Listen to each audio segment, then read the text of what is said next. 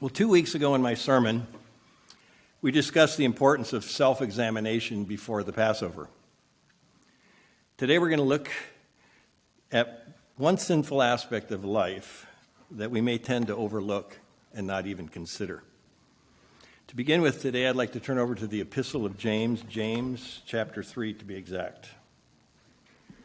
James 3. It started about a week ago, but has anyone had the opportunity of enjoying watching any of the Winter Olympics? I know I have. I've tried to anyway. There are several events that I really enjoy watching, including alpine skiing events. I wonder if any of you remember an Olympic skier by the name of Picabo Street. Her name was spelled P-I-C-A-B-O, but it was pronounced Peekaboo. She won the Olympic gold medal in the Super G in 1998 and was inducted into the National Ski Hall of Fame in 2004. But she is more than a famous skier. In fact, between training on the slopes and traveling around the world to compete, she managed to get an education and earn a degree in nursing. Early in her nursing career, she worked briefly as an ICU nurse in a large metropolitan hospital. She did outstanding work, but she had one big problem. The head of nursing had to tell her not to answer the phone in the ICU because of confusion that it caused the callers. Callers would be connected to the ICU and hear Peekaboo say in her best professional voice, "Peekaboo, ICU."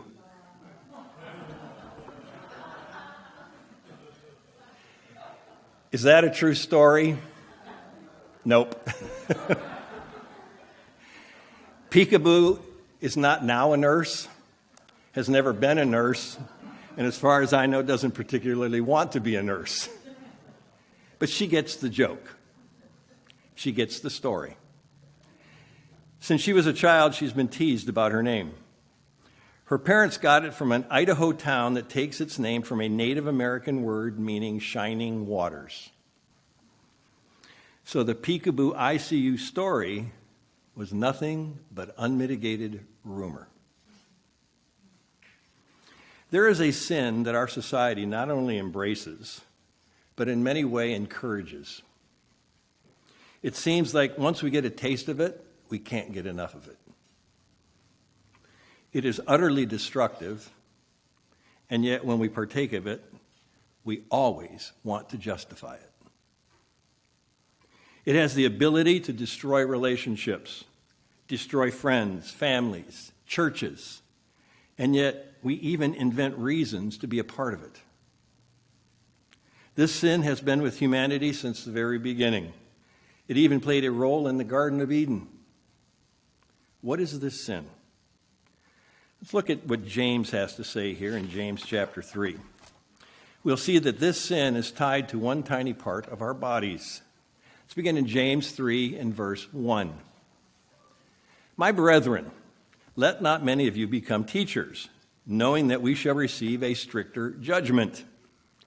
For we all stumble in many things. If anyone does not stumble in word, he's a perfect man and able to bridle the whole body. He's telling us that we're all going to make mistakes and sin and stumble now and again. That's a given because we're human.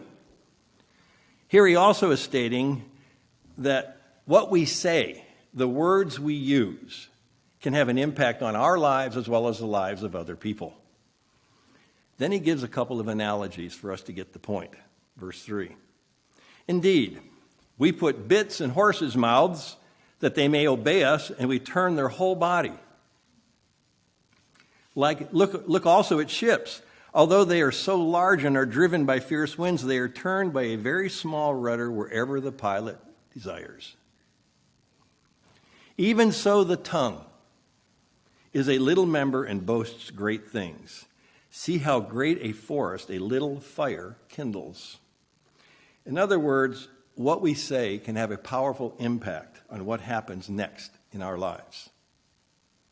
Then James sets us straight on how our words can have tremendous impact on us as well as others around us. Verse 6. The tongue is a fire, a world of iniquity.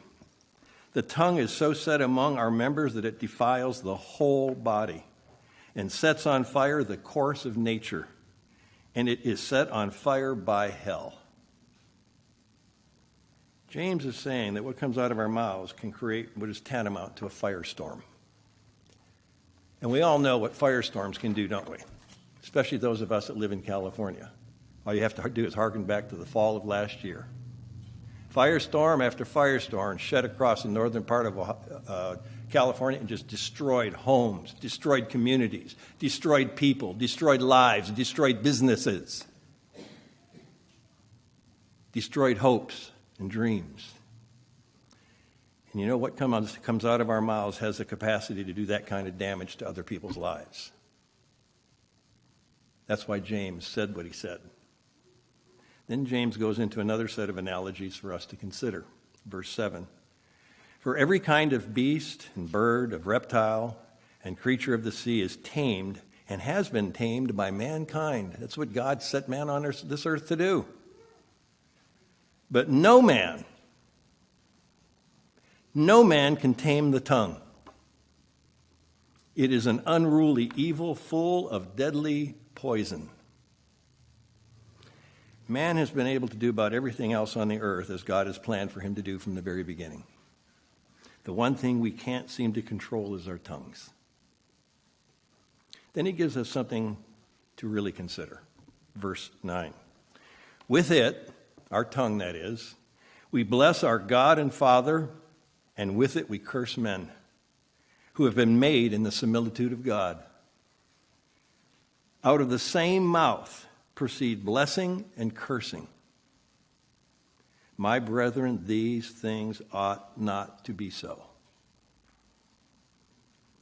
And as long as I've been in the ministry, which is quite a few years now, measured in decades, not years, I would say that this has been one of the biggest, if that's not the biggest problem in the churches of God. And it's killing us. And it will continue to kill us. Let's now turn over to Matthew chapter 15. Matthew chapter 15.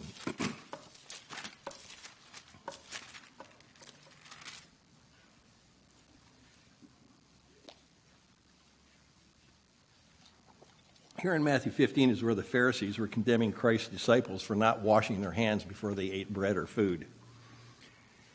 In his response, Jesus went on to say that the Pharisees were total hypocrites, talking out of one side of their mouth and doing something else differently. He explained that what and how things went into one's mouth is really not the issue.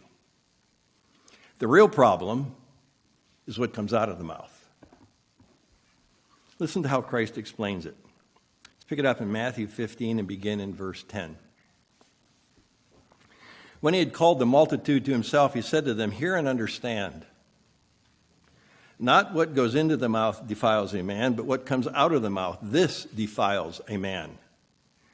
Then his disciples came and said to him, "Do you know that the Pharisees were offended when they heard this saying?" See, the disciples were always unnerved at times by the Pharisees because they knew how much power and authority the Pharisees had over the lives of people that were Jews. And they were afraid of them. But he answered them in verse 13, he said, "Every plant which my heavenly Father has not planted will be uprooted. Let them alone. They are blind leaders of the blind. And if the blind leads the blind, both of them will fall into a ditch." In other words, these Pharisees are not responding to God the Father. They're responding to themselves. Man-made rules and regulations to put control over the people that they had authority over. Again, hypocrites. Then Peter answered and said to him, "Explain this parable to us." So Jesus said, "Are you also still without understanding? Don't you get it yet? Do you not understand that whatever enters the mouth goes into the stomach and then is eliminated? Don't you get that about life? This is the basic premise of life. But those things which proceed out of the mouth come from the heart, and they defile a man. For out of the heart proceeds evil thoughts, murders, adulteries, fornications, thefts, false witness, blasphemies. These are the things which defile a man. But to eat with unwashed hands does not defile a man.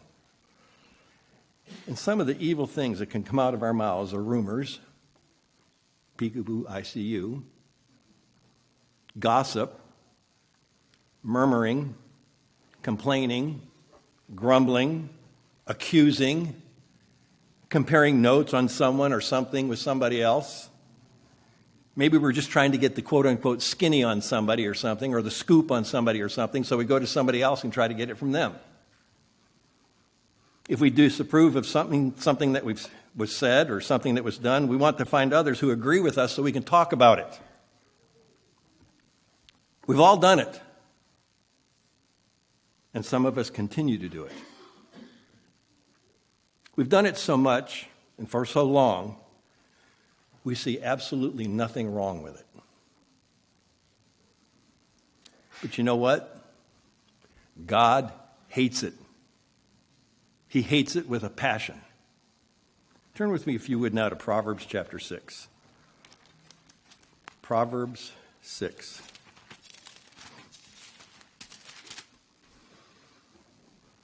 You know, even if it's the truth that we are spreading, if it can hurt or cause damage to anyone else, it should not be repeated.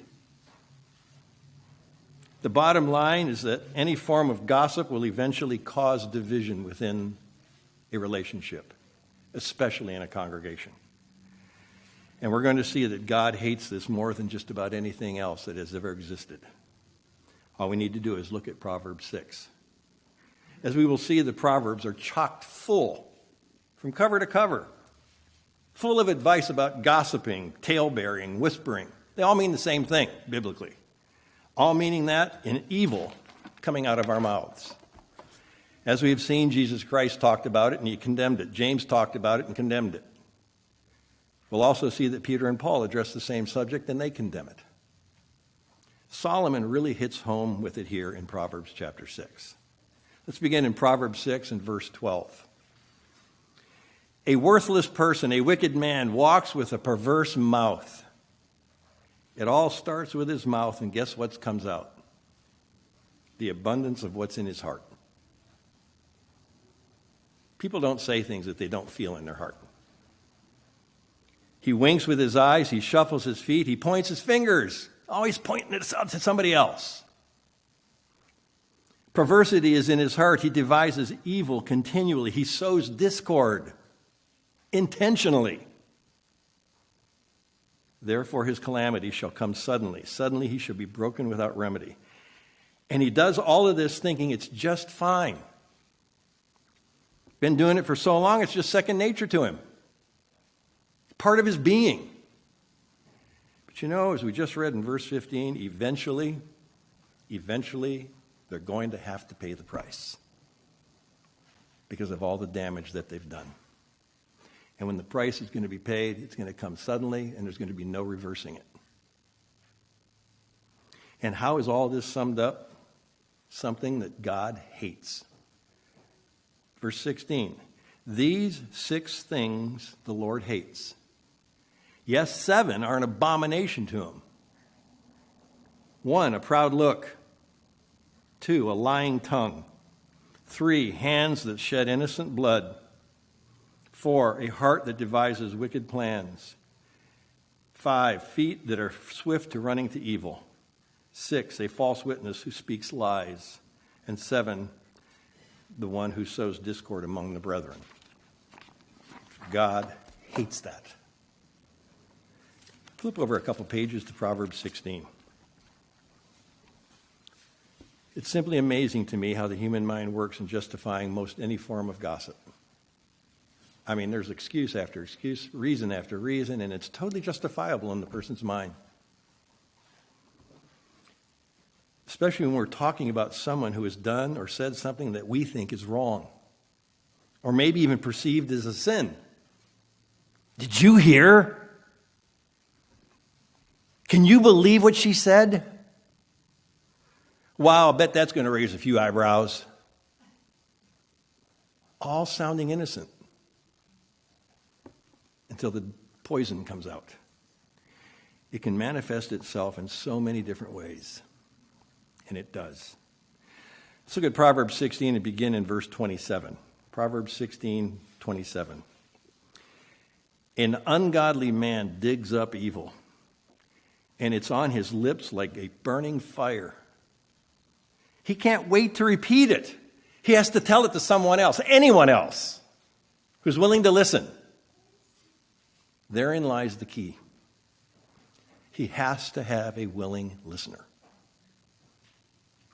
A perverse man sows strife, and a whisperer separates the best of friends. It's almost comical sometimes when you stand and watch people, even in a congregation like this, and you see them get together with somebody and they look around, then they get a little closer to each other, and then they lean in toward each other and they start whispering.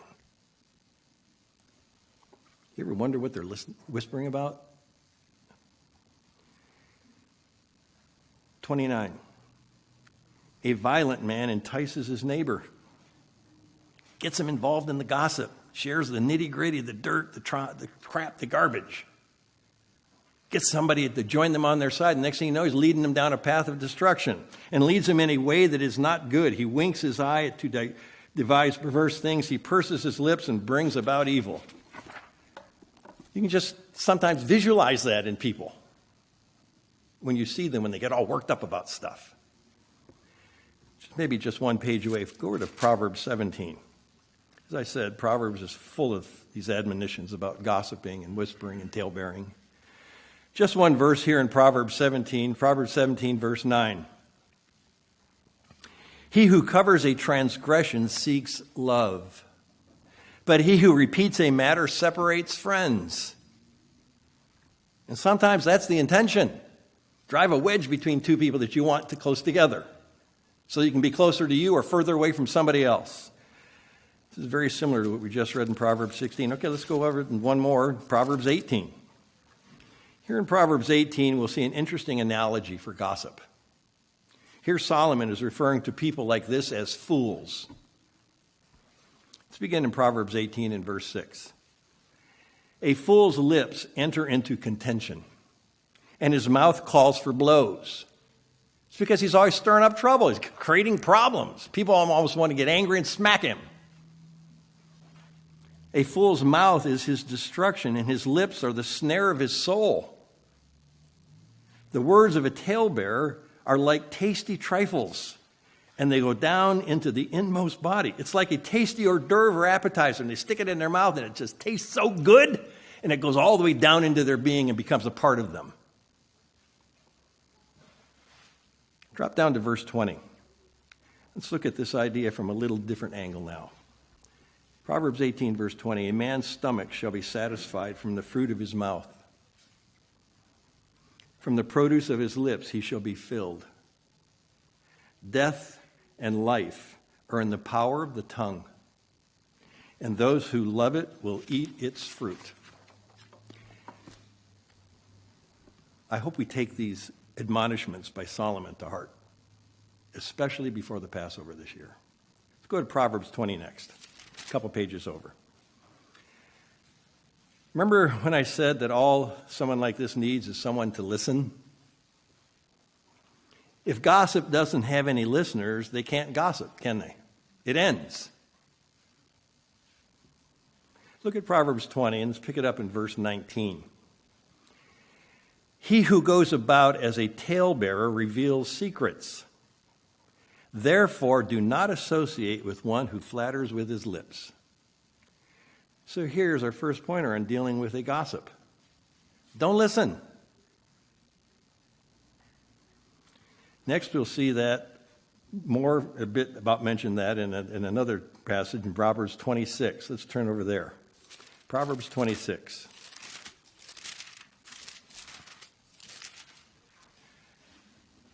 This Proverbs 26 is one of the Proverbs of Solomon that King Hezekiah of Judah copied.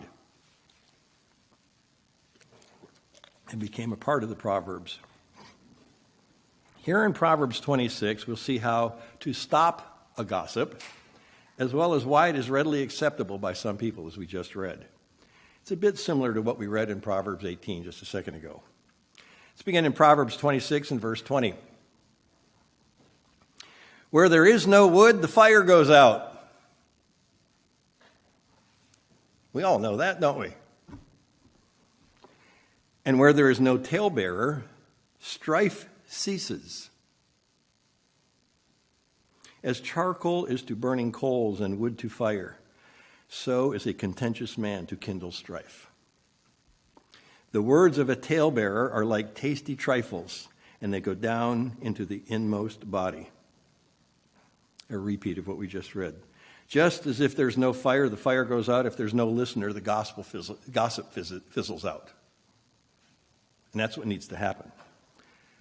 Let's next go to the book, the New Testament. Let's go to 1 Thessalonians 4. 1 Thessalonians chapter 4. Let's get Paul's take on our subject here today. Here in 1 Thessalonians 4, Paul is commending the brethren for their acts of service and their love toward one another. He tells them to increase in these things, but then he gives them an admonition about how they should be living their lives on a day-to-day basis. And what he mentions here, one thing that he mentions, is very apropos for today's sermon. Let's begin in 1 Thessalonians 4 and verse 9. But concerning brotherly love, you have no need that I should write to you. For you yourselves are taught by God to love one another. And indeed, you do so toward all the brethren who are in all Macedonia. But we urge you, brethren, that you increase more and more. In other words, don't stand on your laurels. Keep getting better at it. Becoming a better Christian, a more loving, a more caring, a more giving. Then I love this next statement that Paul makes. It's been one of my favorite quotes from the Bible. Verse 11. Then you also aspire to lead a quiet life, to mind your own business, and to work with your own hands as we commanded you, that you may walk properly toward those who are outside, and that you may lack nothing. Let's go to Romans 1 next. What a great piece of advice for all of us. Mind your own business. We have plenty to do in each and every one of our own lives than to be worried about what everybody else needs to do to get better. Jesus Christ talked a lot about that, especially on the Sermon on the Mount. He said, pay attention to you. Fix you. Don't worry about everybody else, even if they offend you. We'll see next that Paul lumps this whole idea of gossiping into a really nasty bunch of sins. So if anybody's thinking that this isn't that big of a deal, you're going to think twice after we read this next thing. He points out that their thoughts and their minds become so very corrupt that they are given over to really debased behavior. It gets worse and worse and worse. It doesn't get better and better. It just goes downhill. He said that professing to be wise, these people actually have become fools. Let's see how Paul describes this lifestyle behavior at the tail end of Romans chapter 1. Let's pick it up in Romans 1, verse 28. Even as they did not like to retain God in their knowledge, God gave them over to a debased, I think it says reprobate in King James. Actually, it means rejected and worthless. Gave them over to a worthless mind to do the things which are not fitting. Being filled with all unrighteousness, sexual immorality, wickedness, covetousness, maliciousness, full of envy, murder, strife, deceit, evil-mindedness. They are whisperers, also called gossipers, backbiters, haters of God, violent, proud, boasters, inventors of evil things, disobedient to parents, undiscerning, untrustworthy, unloving, unforgiving, unmerciful. And gossip's right there in the middle. That's a pretty nasty list, wouldn't you say? See, most of us read through that passage of Scripture. Well, I don't murder. I'm not full of envy. I'm not malicious. I don't covet anything. I don't hate God. We go to all the ones that are pretty obvious that we know we don't do. Every single person in this room that's old enough to have thought it is guilty of this. So we see that the whisperers, gossips, talebearers are lumped together with some pretty ugly behavior. And no wonder, because God said he hates this kind of behavior. Because it not only does damage to the person, it does damage to people around him or her. So we get ready to wrap it up today. Let's turn to Ephesians chapter 4. Ephesians chapter 4.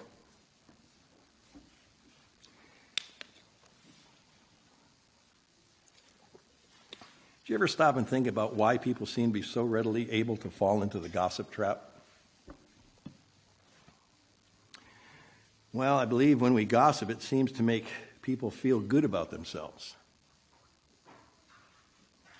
We seem to get an ego boost when we observe somebody else's sins or mistakes that we aren't committing. To gossip about it then seems to make us feel superior over that other person we're talking about because we don't do that kind of stuff.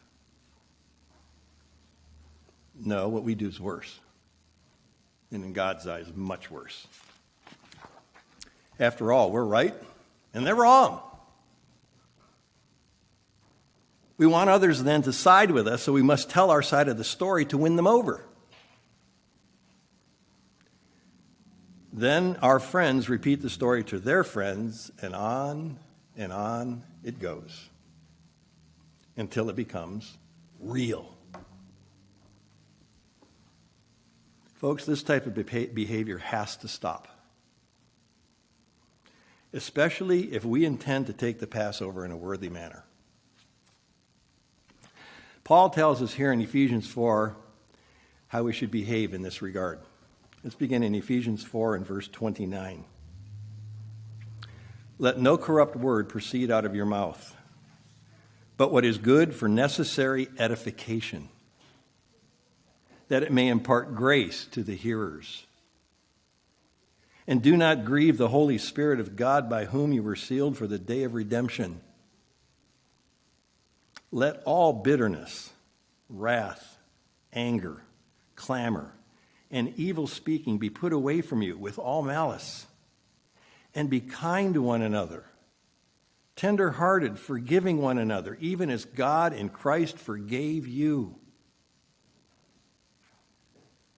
Before we close today, I have a poem I found that discusses the subject of gossip. The author is unknown, but it really hits the nail on the head. After the poem, I have an exercise that can help all of us stop the rumor mill and the gossip trap dead. The title of the poem is Nobody's Friend. My name is Gossip. I have no respect for justice.